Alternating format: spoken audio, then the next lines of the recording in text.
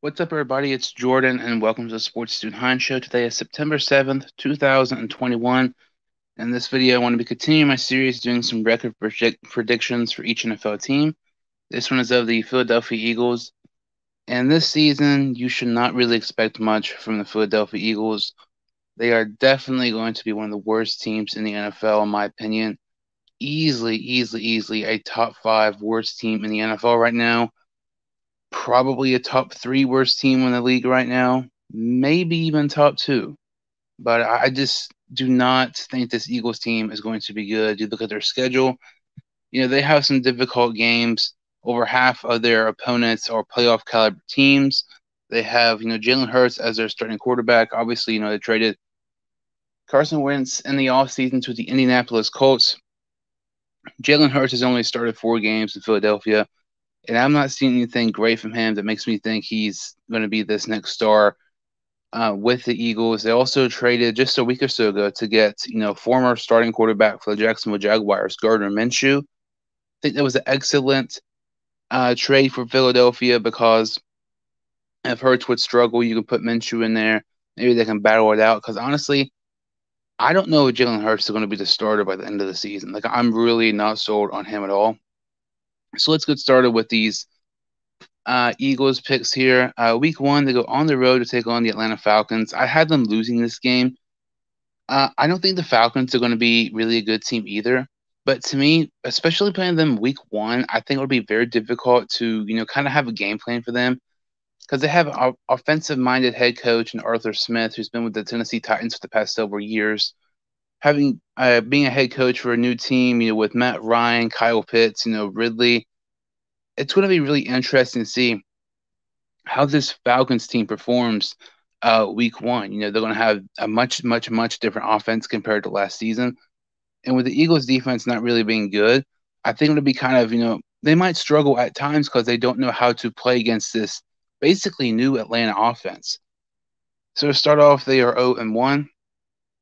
Week 2, they host the San Francisco 49ers. Regardless if Trey Lance or Garoppolo play, I don't see them beating the San Francisco 49ers. Their roster is just too good. They were in playoff contention at times last season, even with it seemed like over half their players were on the IR last season. They have lots of players coming back from injury. I really think the San Francisco 49ers team is extremely underrated, but this would not even be close. The Eagles have a horrible roster. The 49ers have a great roster.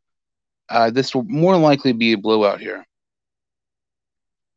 Week 3, they go on the road to take on the Dallas Cowboys. I do not see in this one at all. The one thing I will say about the Eagles in this one, I feel like this game might be more competitive than their second meeting because I do think Dallas will be good this year, but I do think it's going to take a couple weeks for Dak Prescott to kind of get, back in his groove and be his normal self because, with that horrific injury last season, some Dallas fans don't want him playing week 1, which I know I'm a Bengals fan.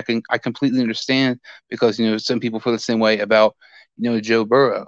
So I feel like this might be a little closer than people think. I still 100% believe the Cowboys will win, but I definitely feel like this meeting here will be closer than their second meeting. But I definitely see the Eagles losing here to drop to 0-3. Week 4, they host the Chiefs. I mean, there's not really much explanation for this one. One of the worst defenses in the league against one of the most better offenses we've seen in quite some time. This will be a very long day for the Eagles. I dropped to 0-4 at Carolina. Depending how Sam Darnold performs, if he plays really bad, like at times he did in New York, maybe this could be the Eagles' first victory here in Week 5. I doubt it though, because I'm really high on the Panthers. The Panthers, to me, I think it all depends on Sam Darnold's consistency, and I think the Panthers roster is just much better than people think. Their defense, they drafted, I believe every single one of the draft picks in 2020 were defensive players. They have a lot of nice guys, like J.C. Horn, Derek Brown, defense tackle, a couple other guys as well. Look, their offense is pretty tough. I just don't see the Eagles putting enough points as opposed to the Panthers because I feel like this Panthers team has potential to be really good this year. Week 6, they take on the Tampa Bay Buccaneers. Wouldn't be surprised if the Buccaneers won by close to 30 in this one. I mean, they have the best roster in the league. The Eagles probably have the second worst roster in the league. This is going to be a very, very long game for the Eagles. I dropped to 0-6. Week 7 to take on the Raiders. Possibly we maybe see the first win here if we don't see them week 5. The Raiders are one of those teams who are very inconsistent. They could beat a great team one week and then lose the worst team in the league, like the Texans or the Eagles, the next week. But on the safe side, I have the Eagles losing here to drop to 0-7. Week 8, this is maybe a possible winnable game. They take on the Detroit Lions. The Detroit Lions, they're not a good team either, but I do think their roster is a little bit better than people give them credit for. They have a top 10 offensive line. DeAndre Swift, in my opinion, is going to be absolute star this year. They have no receivers, though. That's kind of my main issue with them. I think TJ Hawkinson is going to be well. But, you look at – it's weird because you look at the Lions' offensive line. They're a crappy team, but their offensive line is really good. You look at the Eagles team, who's a crappy team, and their offensive line is horrendous, and that was part of the reason why Carson Wentz was so bad last season. The Eagles gave up 65 sacks last season.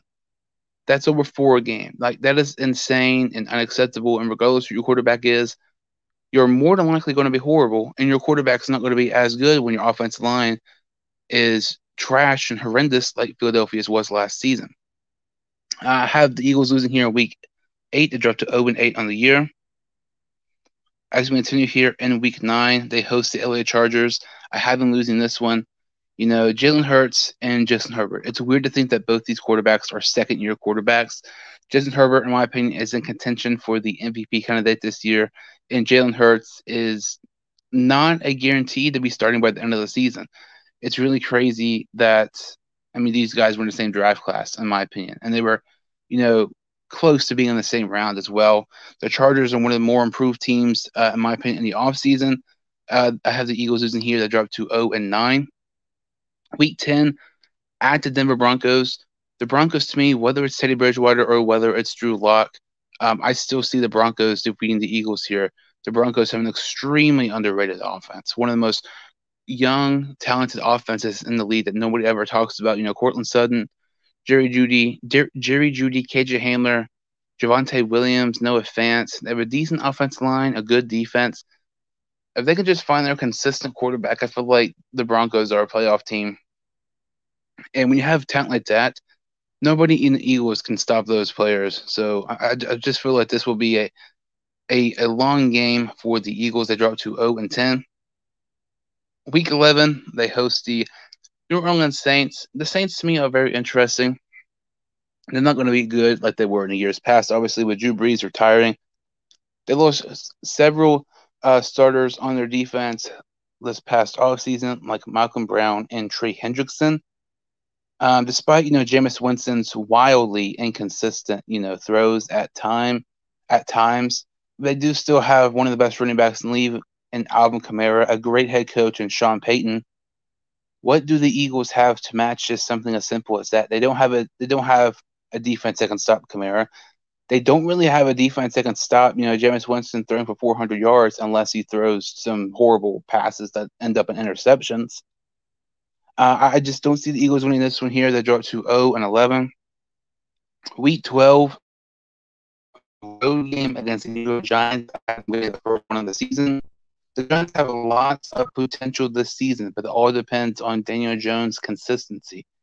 Daniel Jones is basically, a turnover machine. He's always fumbling or throwing interceptions or something like that. And, there might be a game where he plays really good, and there might be another game where he has 2 fumbles and 2 picks, just plays bad. I feel like this might be one of those games where, Jones should play great, but it just absolutely sucks. And there's always that one game for every single team they should not lose, and they end up losing. I feel like this might be the New York Giants game. They go in there, maybe a little too overconfident, maybe battling out for the NFC East, trying to end up winning their division for a playoff spot, and they end up a little too cocky and end up losing to the Eagles. And the Eagles get the first victory of the season in Week 12, and they're 1-11. Week 13, as the New York Jets actually pick up another win here. And I was mentioning how every single team, it seems like, has that one game that shouldn't lose. I feel like this is also kind of the Jets game here. I think the Jets are going to be much better than people think. They might not get a ton of wins, but I think they're going to be very, very, very competitive. Jalen Hurts, if he's starting in this game against Zach Wilson, should be interesting. Two dual threat quarterbacks with not great offensive lines. With Robert Saleh, he's a great defensive mind on defense, but they didn't really have those star players in defense because Carl Lawson out for the season. Wouldn't be surprised if this one's going to be a high scoring game, but with the Eagles getting a victory here in Week 13, a 2-game winning streak they improved to 2-11. Week 14 is their bye, or 2-11 heading into their bye week. Not good, but I mean at least they're on the right path. Winning, have a 2-game winning streak. Week 15, they actually get another win. It's just, they start the season off 11 straight losses. Now all of a sudden they're on a 3-game winning streak. They get a victory here against the Washington football team. And you look at the Washington football team, their defense is phenomenal. Going to probably be top 5 this season. And then you look at their offense. Their offense is good. I'm not going to say it's bad, but Terry McLaurin, he's really underrated. They're bringing Curtis Samuel from Carolina. My issue with Washington is Ryan Fitzpatrick. Everybody talks about, Ryan Fitzmagic and, all that crap. But majority of the time when he's passing with 400 yards or he's making these, nice plays and stuff, the majority of the time is he's trying to come back from behind because he put his team in a position that they're losing. He has a under 50% win percentage in his career.